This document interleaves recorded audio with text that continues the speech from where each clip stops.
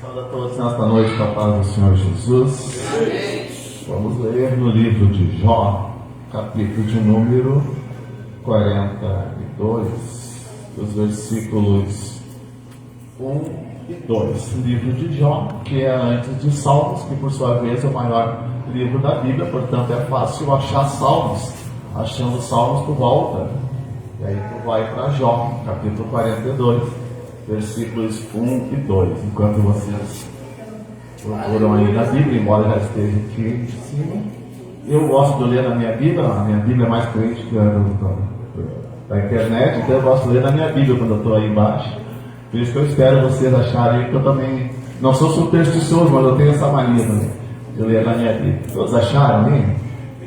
Ok, diz assim: Jó capítulo 42, versículo 1, versículo 2. Então respondeu Jó ao Senhor e disse: Bem sei eu que tudo podes, e que nenhum dos teus propósitos pode ser impedido. Obrigado, queridos, todos os assentos nesta noite, em nome de Jesus. Quero agradecer ao pastor Jó por ter nos dado essa oportunidade de estarmos compartilhando com a igreja algo da parte de Deus. O pastor João falava sobre recomeço, e eu estava elogiando a frente da igreja. Eu achei bonita a fachada ali.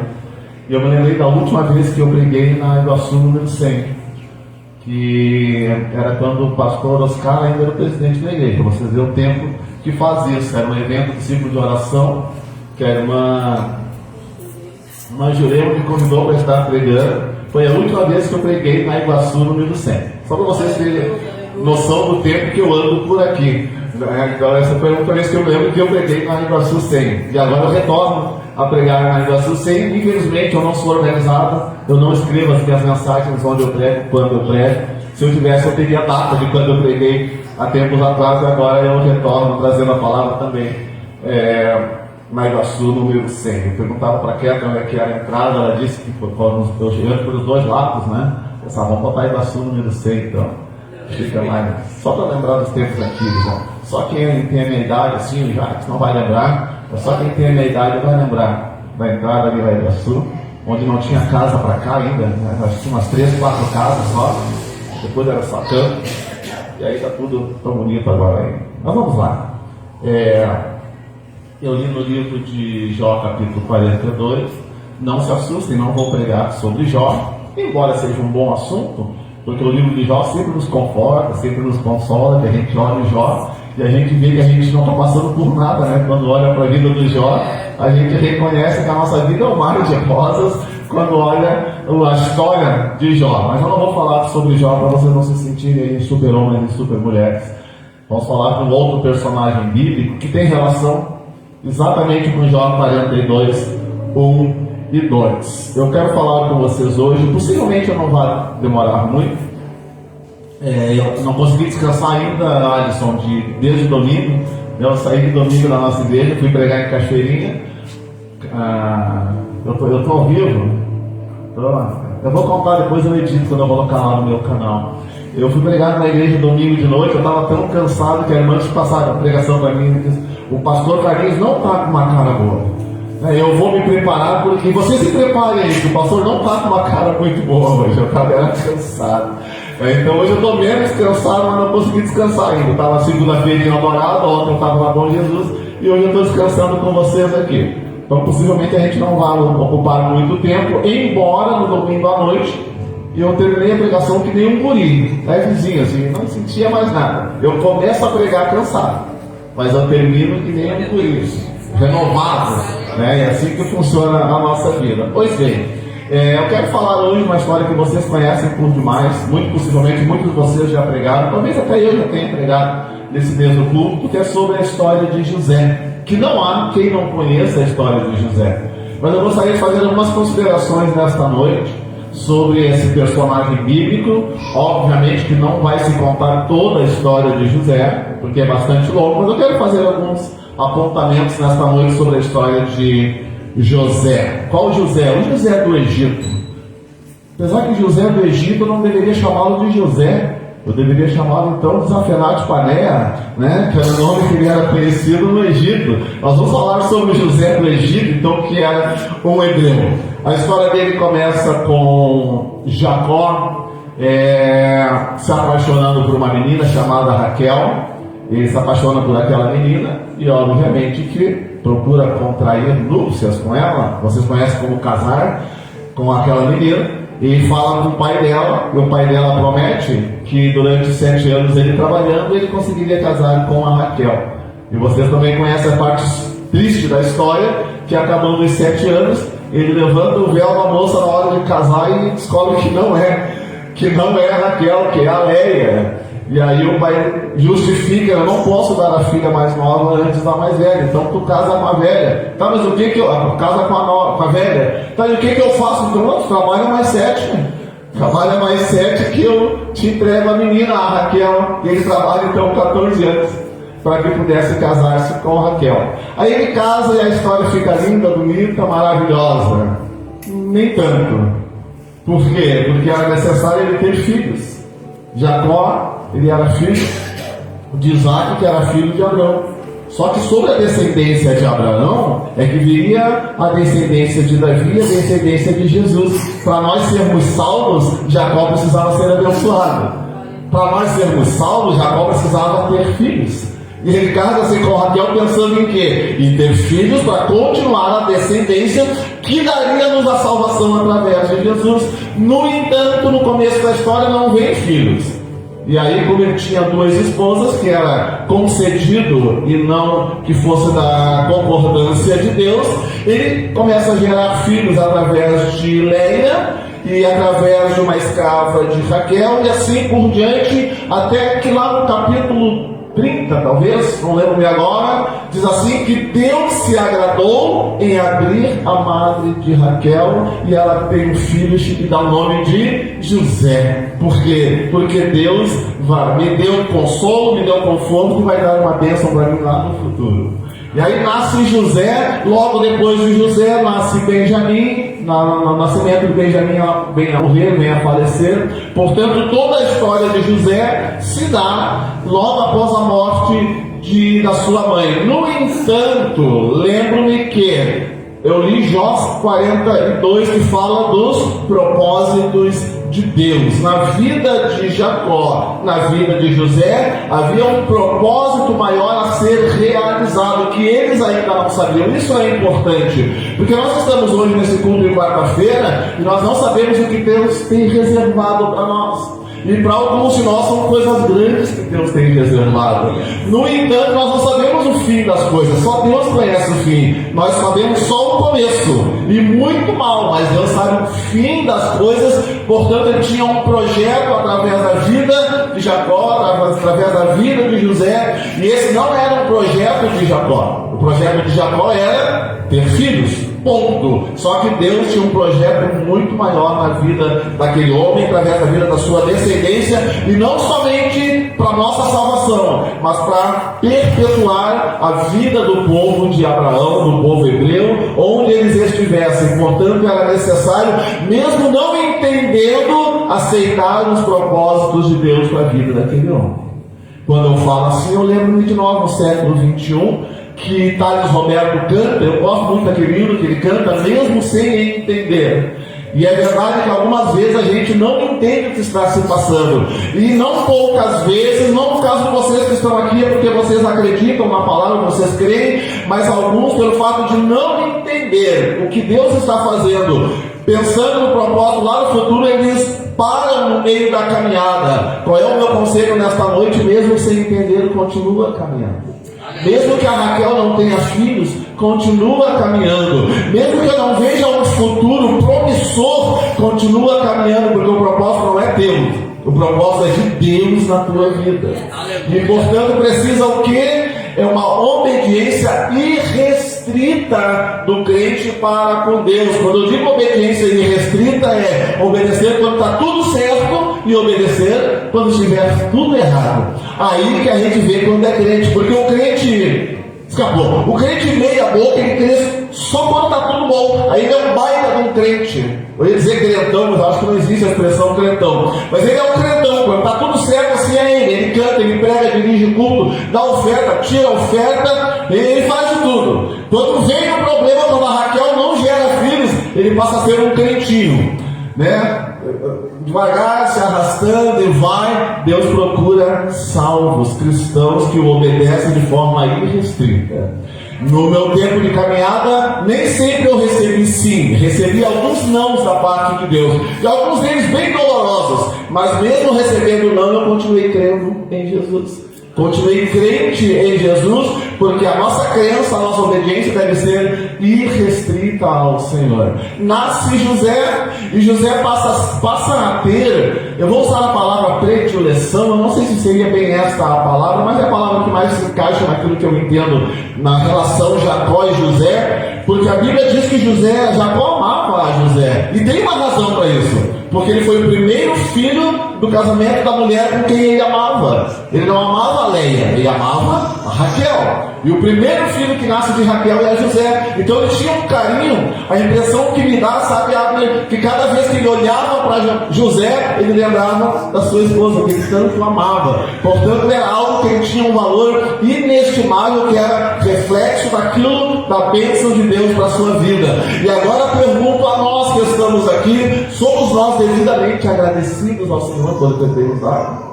Ou nos esquecemos, olhamos para José, que é a bênção, e parece que é só mais uma coisinha? Sabe que segundo a igreja, eu falei nas 2 noites sobre algo muito importante, que é graça. E se eu perguntasse o que é graça nesta noite, os teólogos me responderiam: favor não merecido. É assim que a gente escuta nas pregações, né? Graça é favor imerecido. Eles falam mais bonito ainda: favor imerecido. Os cristãos me diriam, os mais conservadores me diriam: a graça é Jesus, que também está correto, está perfeito. Eu entendo que a graça são atitudes de Deus para alcançar o homem na sua plenitude. Se eu estou aqui é porque é a graça de Deus, é a graça de Jesus. Ah, pastor, eu canto. Tu canta não é porque tu é bom, a tua voz é boa, é porque é a graça do Senhor. Ah, mas eu prego. Tu não prega porque tu estudou, porque não, tu precisas estudar, mas tudo isso é a graça do Senhor. Sabe que quando eu falo em graça, eu sempre me lembro do episódio que eu já contei para vocês, mas eu vou contar de novo, que eu toco violão há mais de 40 anos. O pastor Gerson confirmou isso na minha igreja domingo ainda, que aí eu me lembrei de uma foto que tem na Pentecostal de Canoas, na inauguração de um dos templos antigos de madeira, e aparece eu, Alisson, com o violão. O violão era maior que eu estava lá na foto, bem tranquilo. Isso, deixa só o meu volume. E eu estava na foto, o violão era maior do que eu, e eu estava lá bem pequenininho. Então eu sou crente há muitos anos, e toco violão há muitos anos. E eu estava num culto uma vez já. E nesse culto estava pregando um pastor amigo meu, e foi, o pastor amigo meu foi pregar, e lá tinham alguns alunos meus, alunos de canto e alunos de violão, eu acho que um de teclado. E no meio do culto, quem estava dirigindo o culto, me falou: pastor Carlinhos, canta um hino. Tá, cantar um hino para mim. Coisa mais fácil que tem é pegar o violão e cantar um hino. Concorda comigo? Pois então, fui começar a cantar e eu errei tudo no violão. Parei, voltei de novo. Comecei de novo. Ó Pai, eu queria tanto ver o meu Senhor descer. Eu posso dar até a nota para vocês agora: Dó, Sol com Si, Sol com Si bemol, Lá com Nó. Eu sei a nota de cabeça. E eu errei todo mundo. Na terceira vez eu parei. O que está acontecendo? Aí eu cantei: ao único que é digno de receber. Cantei ao único, mas aí tá tudo tranquilo, eu estou vindo para casa, no ônibus. Aí do nada eu me lembrei: o que será que eu errei? Na hora eu vi a resposta da parte de Deus. Foi só para te mostrar que sem a minha graça, nem tocar violão tu toca. Glória a Deus. Gente, eu toco há muitos anos, eu não consegui tocar violão.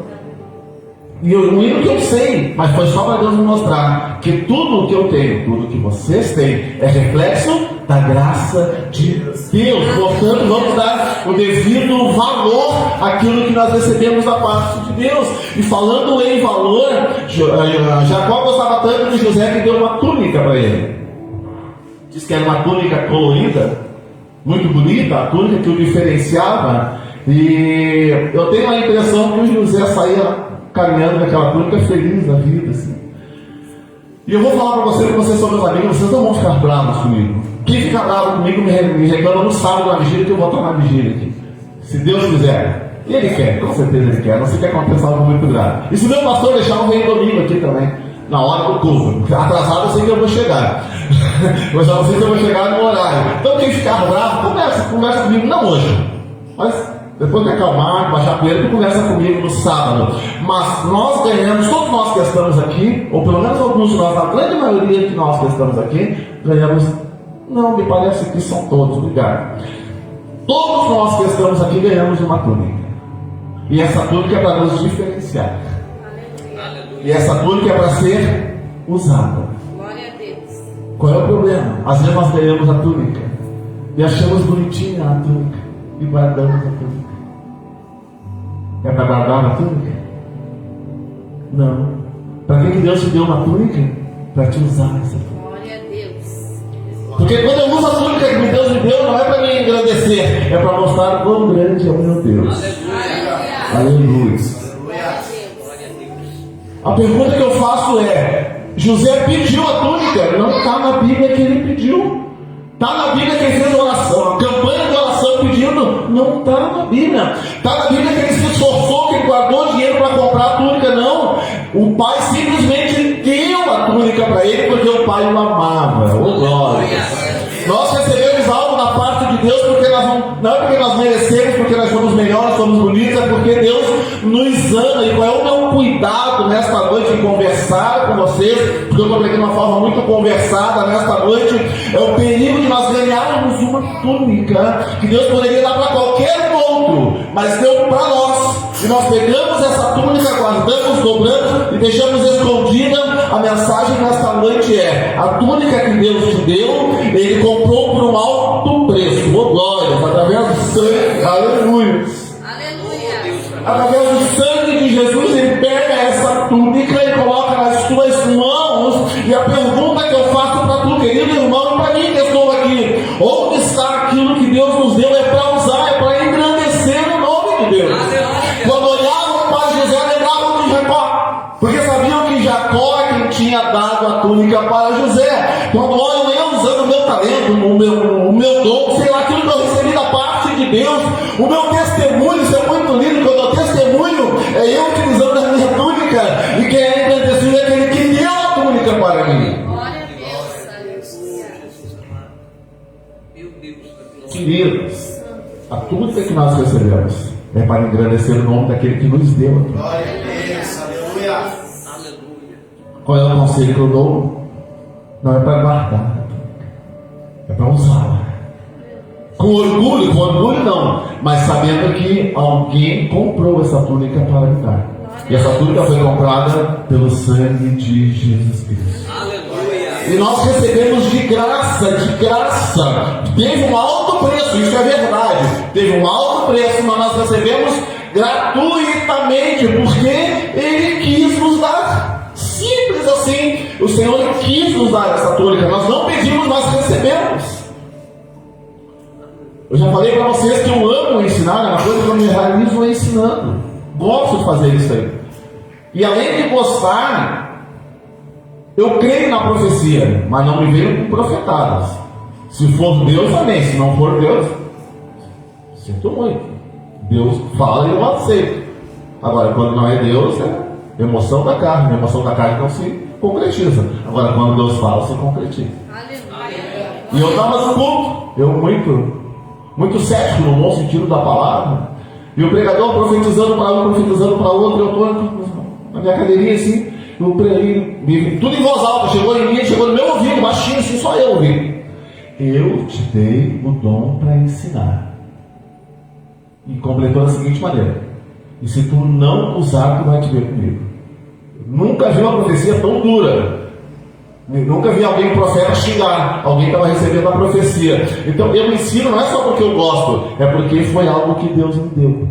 E quando Deus me dá, eu simplesmente preciso usar. E de que forma? Eu preciso usar de forma a engrandecer aquele que me deu. E uma outra coisa muito importante, não é uma crítica, mas é uma constatação. Se eu ganhei de graça essa túnica, eu não vou negociar essa túnica, não vou repassar, não vou terceirizar, não vou vender, não vou ganhar dinheiro com essa túnica. Foi eu que comprei? Não. Ganhei. Como é que eu vou ganhar dinheiro? Como é que eu vou terceirizar? Como é que eu vou negociar aquilo que não é meu? Eu vou pegar essa túnica, vou trocar por Não, a túnica foi dada para 2 áreas. Glória a Deus. Não negocie, não troca, não venda, não use dinheiro, não usurpe a glória que é de Deus. Aleluia. Deus divide muitas coisas com o homem, menos uma. A sua glória Ele não divide, a glória é dele, a exaltação é dele. Portanto, aquilo que nós recebemos foi de forma gratuita. Se for de forma gratuita, usemos de forma a engrandecer e enaltecer o nome do Senhor. Certo, queridos? É claro que aquela túnica trouxe um problema. Ele tinha alguns irmãos, um bom número de irmãos, não necessariamente 11 irmãos. E ele começa a criar problema aquela túnica. E está indo num determinado caminho uma certa vez. Os irmãos olham de longe e dizem: lá vem o sonhador mor. E veio com a túnica. Que ele andava sempre com a túnica, está entendendo? E vem com a túnica. E aí os seus irmãos pensam o seguinte: vamos matar, vamos acabar com a vida dele. E eu não vou entrar nessa seara porque vocês vão se sentir muito coitadinhos, muito abençoados. Eu vou passar direto por essa seara. Porque senão todo mundo vai querer ser José. Todo mundo vai querer ser um coitadinho que Deus protege. Daqui a pouco eu começo a abençoar as suas mãos com essa parte aqui. Mas eles olham para José e dizem: vamos matá-lo. E pegam a José. E o irmão mais velho diz: não, mas não vamos fazer isso aí. Vamos jogar ele numa cisterna então.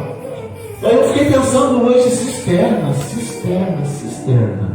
Cisterna, muito bem. O que é uma cisterna?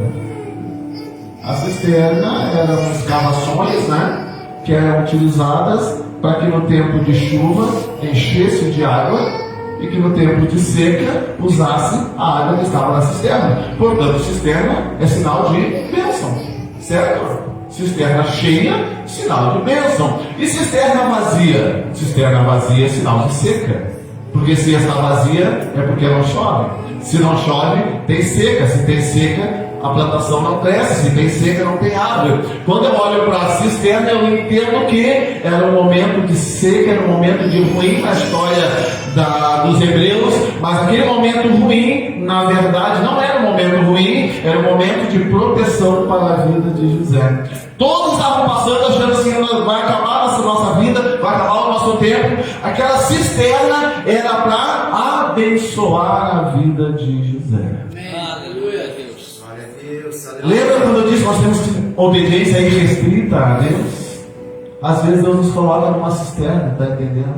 E a gente esperneia e grita e reclama: Deus é ruim, Deus não me ama, e Deus não quer nada comigo. Que Deus é esse que me joga numa cisterna? Tu não está entendendo que Ele está te protegendo. Tu não está entendendo que esta é a forma de te abençoar. Enquanto estão todos passando de lado, Ele te coloca na cisterna por 2 motivos: para te proteger e para não permitir que tirem a tua vida. Cisterna, todo mundo fala em vale, hoje eu falo sobre cisterna. Cisterna vazia aos olhos humanos, sinal de derrota. Cisterna vazia aos olhos de Deus, sinal de proteção e bênção para a nossa vida. Tem um hino da arte protestante que diz que os maiores hinos e poesias foram escritos em tribulação. Acho que é isso. E do céu as lindas melodias se ouviram na escuridão. Muito possivelmente seja a letra do pastor Paulo Lemos Macalão. Cisterna, queridos, não reclame, tá? Às vezes a gente se sente numa cisterna, num buraco, colocados por quem, né? Pelos irmãos. E às vezes a gente se sente assim, queridos. Gustavo, não são os inimigos que nos colocam na cisterna. Sempre serão os amigos. Quando isso acontecer, entenda: não são os amigos, é Deus que está te colocando ali para te proteger. Glória a Deus. Aleluia. Sabe por quê, Alisson? Porque daqui a pouco vai passar muitos midianitas por ali. E os midianitas é a forma de Deus tirá-lo daquela seca e levá-lo para uma situação maior. Se tu está dentro da cisterna, eu quero te informar nesta noite que os midianitas já estão vindo. Tu vai sair da cisterna e Deus vai te levar para um lugar de bênção ainda. Mas enquanto estiveres na cisterna, fica, não reclama, porque é Deus trabalhando na tua vida. Por quê? Porque existe um propósito. Se eu desse um tema para a mensagem de hoje, seria os propósitos de Deus para a nossa vida. Se eu estou na cisterna, eu sou crente em Jesus, é porque é propósito de Deus. E propósito de Deus pode nos levar para a cisterna? Pode, desde que Ele tenha um propósito no futuro para as nossas vidas. Glória a Deus. Aleluia. Passam os midianitas, Kefren, é vendido José para eles por 20 moedas de prata, e eles vão em direção ao Egito. E eu olhando para a vida de José, eu estou dizendo que está dando tudo errado. E eu estou dizendo que está dando tudo certo. Aleluia.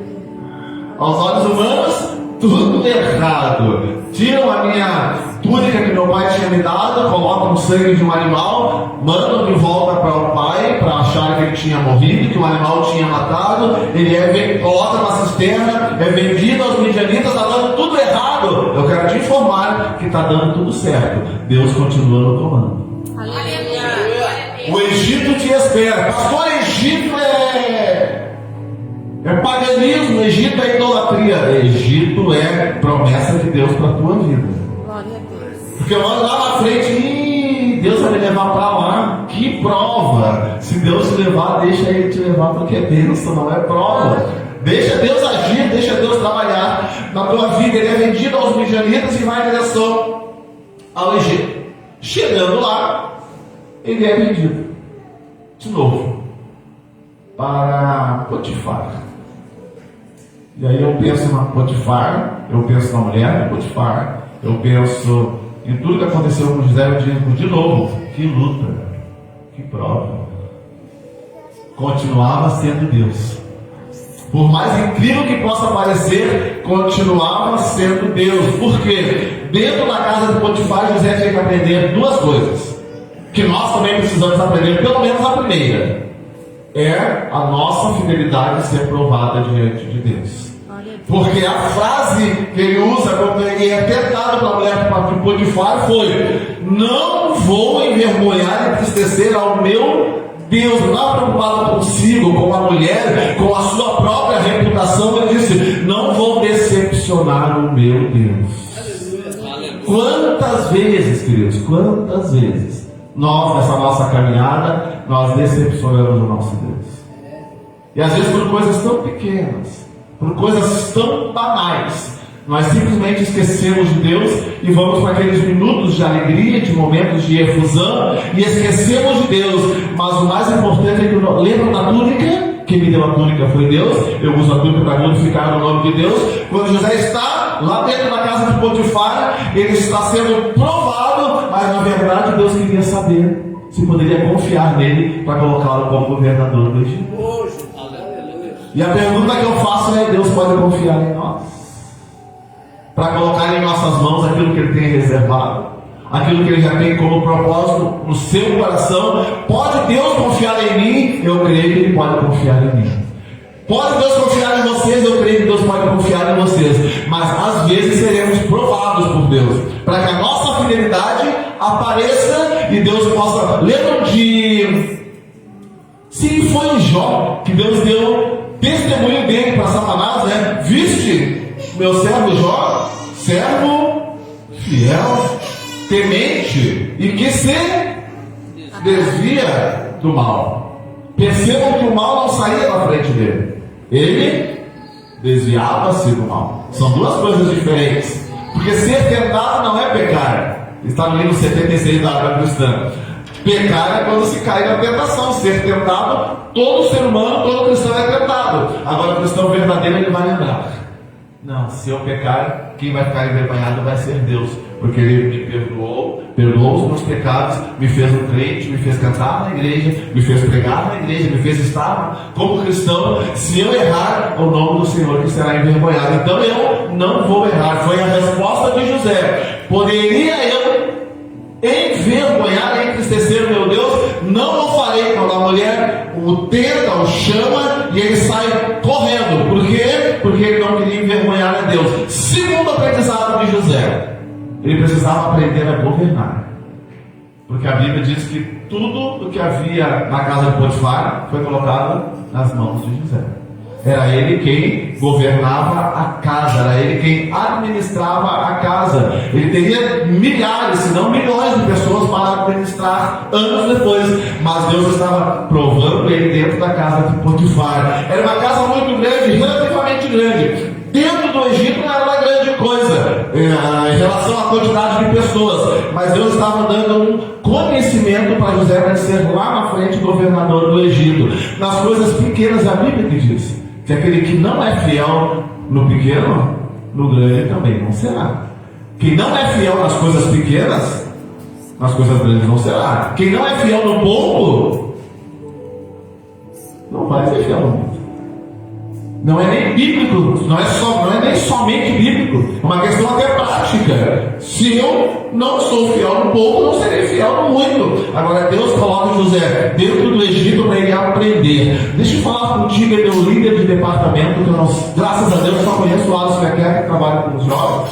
Então vai pegar só os dois que eu conheço, os outros é tudo por indireta, para eles é direta. Meu querido líder de departamento. Mas Deus colocou nesse departamento de homens, só tem 2. É a casa do Potifar. Para te aprender a administrar, para te aprender a liderar, porque depois ele vai te colocar como governador. Agora ele nunca vai colocar alguém como governador sem antes passar pela casa do Potifar, para aprender a administrar. Eu comecei a frase, vou terminar. Pastor, eu não quero esse departamento, só tem 2. Pode ser a casa de Potifar. Lá na frente o que tem? Egito.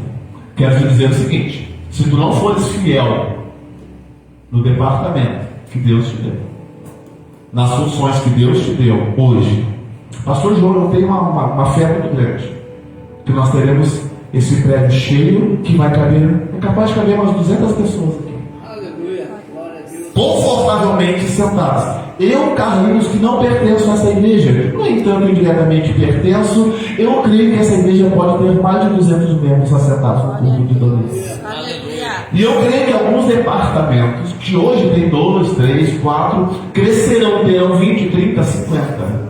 E Deus está testando algumas pessoas e colocando em lugares pequenos para que depois possa usá-los em lugares grandes. Mas nós temos que ser fiéis onde Deus nos colocar. Olha só a casinha do Potifar. Ok. A casinha do Potifar se transforma no Egito todo. Glória a Deus, aleluia. O que eu preciso ser? Fiel.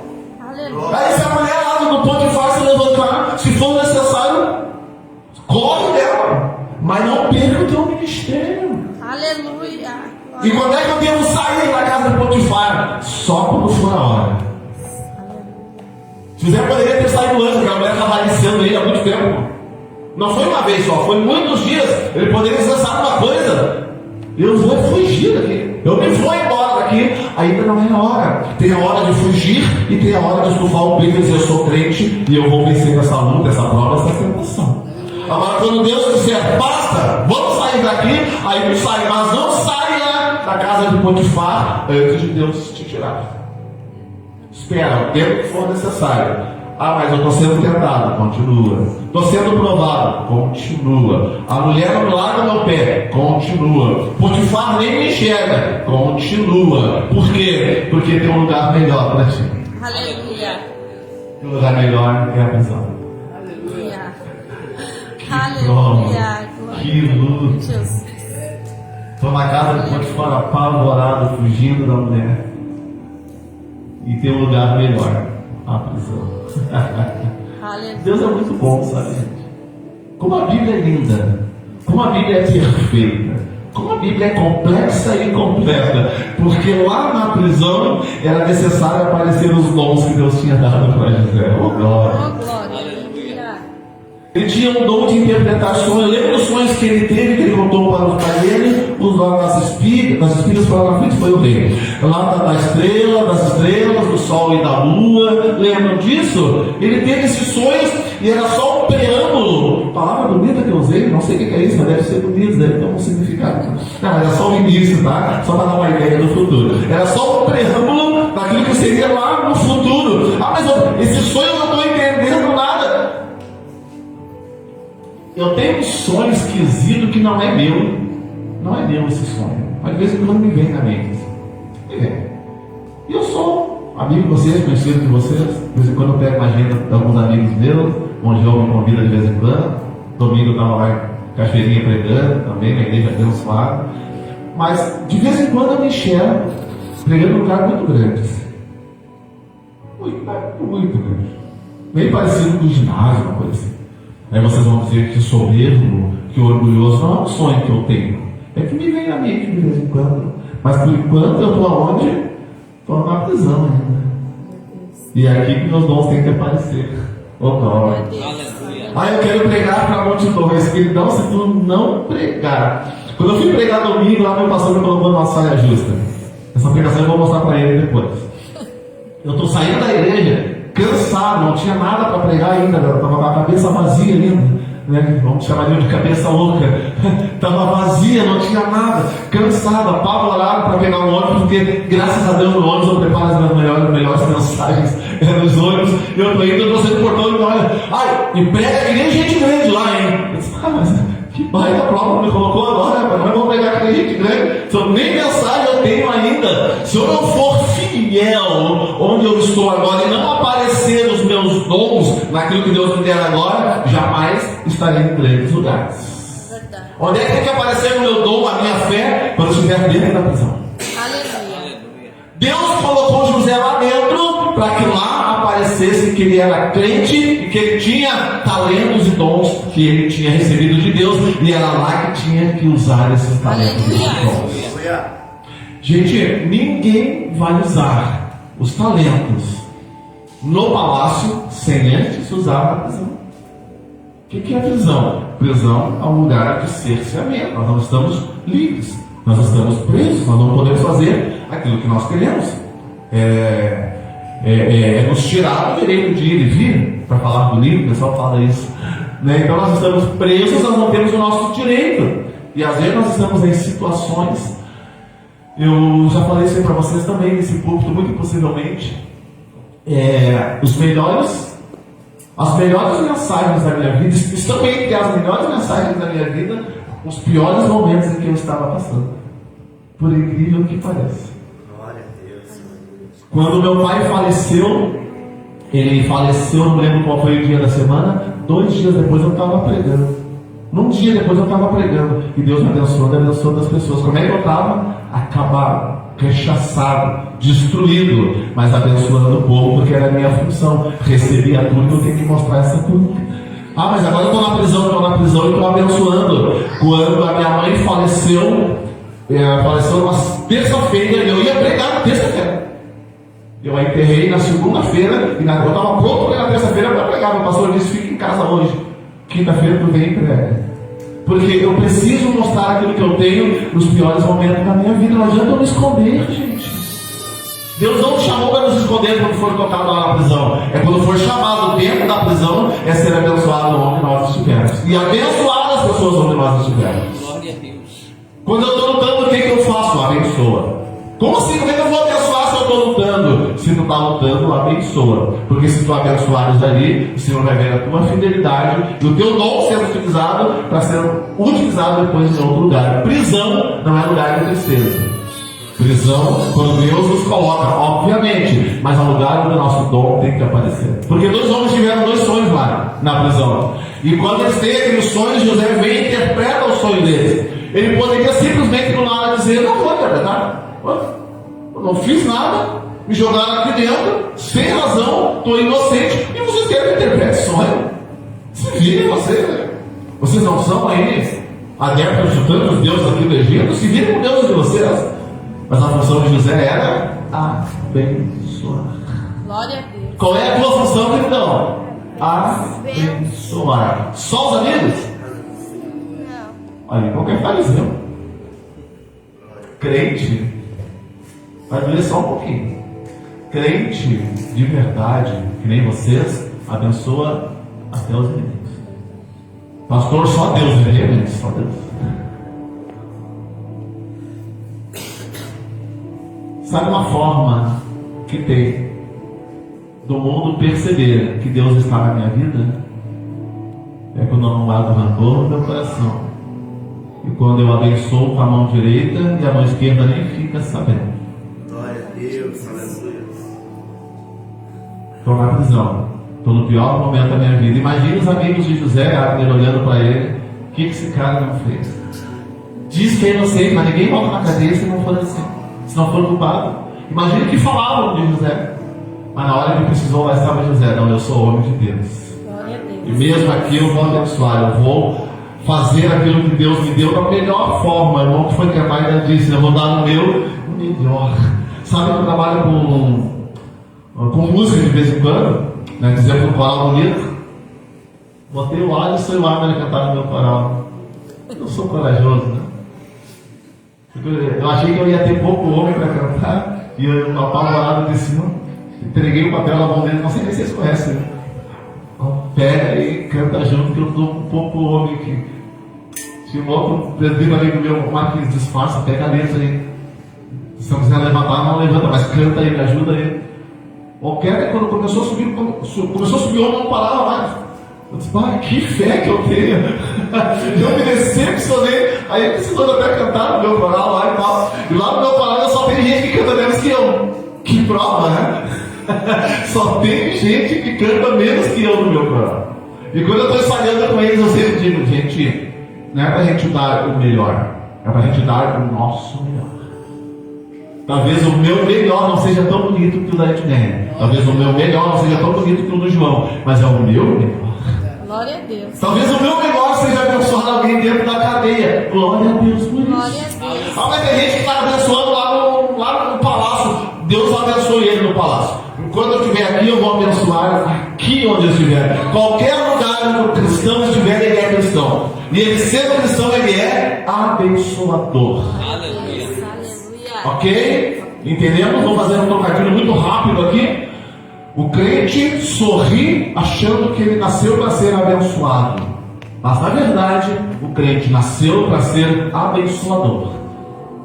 Se eu não abençoo, eu não sou crente. Eu sou qualquer coisa, mas eu não sou crente. O crente nasceu para abençoar. E o cristão para abençoar até mesmo os inimigos. E fechando essa história que vocês já conhecem. Está lá na cadeia, crente. E o que acontece na cadeia? Tudo colocam na mão dele. Virou chefe, virou carcereiro, acho que é isso que o nome se diz, né? Chefe geral dos carcereiros dentro da cadeia, do José. Passaram-se os anos. E aqueles homens saem, os homens saem da prisão e vai trabalhar no palácio, como ele tinha previsto através do sonho. E o rei tem um sonho muito esquisito. Em 4 minutos eu fecho. Ele diz que tem um sonho que as espigas feias, magras, acabavam com as espigas bonitas. E o rei ficou sem saber o que iria acontecer. E comentou com várias pessoas, chamou alguns que não eram crentes, nada adiantou, até que aquele camarada lembrou, eu conheço um crente. Onde é que ele está? Na igreja? Não. Está em casa? Não. Onde é que ele está? Na cadeia. Mas ele não é crente? Na cadeia. Então deixou de ser crente. Não, ele está na cadeia e continua sendo crente. E a prova é que ele abençoou a minha vida. E eu esqueci dele, mas ele está lá. Eu esqueci, mas certamente Deus não esqueceu. Glória a Deus. Aleluia. Se eu estiver na cadeia, Deus não me esquece. Se eu estiver na cisterna, Deus não me esquece. E se eu estiver na casa de Potifar, Deus não esquece de mim. Porque existe um propósito de Deus na minha vida. Aleluia. E José é tirado da prisão e é levado diante de Faraó. Faraó conta o sonho. José dá um sorriso e diz: na verdade, eu não interpreto o sonho. Faraó se apavora, já diz: como assim? Não, é Deus que me dá a interpretação. Isso chama-se humildade. Isso chama-se reconhecimento. Não sou eu. É Ele. Se fosse eu ia estufar o peito. Esse sonho aqui deixa para mim que interpretação é comigo mesmo. José disse: não é comigo. O que eu tenho é tudo dele. Conta aí, Faraó. Conta aí o teu sonho. Ele contou, disse: é só isso o sonho? Deus até já me revelou. 7 vacas magras, 7 vacas gordas, tempo bom, anos bons. E as vacas magras, tempos muito ruins. E os tempos ruins vão acabar comendo os tempos bons. Eu sugiro que nesse meio tempo de 7 anos bons, tu acha um administrador no Egito, para que administre. E eu até sugiro que esse administrador, ele compre dos outros países para estocar bastante. Porque quando vier os anos de seca, os outros países virão e comprarão de vocês. Então vocês vão suprir a necessidade de vocês, vocês vão ganhar dinheiro. Então pega um homem que seja inteligente. Aí o faraó olhou e disse: governador, o faraó olhou e disse: eu acho que eu estou olhando para ele. Poderia ter alguém mais inteligente que esse rapaz? Que esse homem? Vamos colocá-lo hoje como governador do Egito. A túnica era o quê? Propósito de Deus. Os sonhos eram o quê? Propósito de Deus. E o propósito de Deus se cumpriu na íntegra. Mas em momento algum eu vejo José voltando para trás. Em momento algum eu vejo ele retrocedendo. Em momento algum eu vejo ele murmurando. Em momento algum eu vejo ele reclamando. As coisas iam acontecendo. Ele cantava que nem o Rufino regravou Armando. Cícero Nogueira regravou. Quando sobra algum dinheiro, ele diz: Jesus é bom. Quando está faltando tudo, ele diz: é provação. Vai cantando e vai. Esqueci a letra. Esqueci a letra. Mas quando sobra algum dinheiro, Jesus é bom. Mas está faltando tudo. É provação. Mas eu continuo andando, continuo crente em Jesus. Queridão, quero te dizer o seguinte, para encerrar esta noite. Deus reservou algumas noites, né? De sábado passado, encerra no sábado agora dessa semana. Alguns pregadores já vieram aqui e outros virão. Para esta noite, a palavra existe um propósito de Deus para a vida de cada um de vocês. Glória a Deus. E até que esse propósito se conclua, passarão algumas etapas que não serão tão boas como deveriam ser.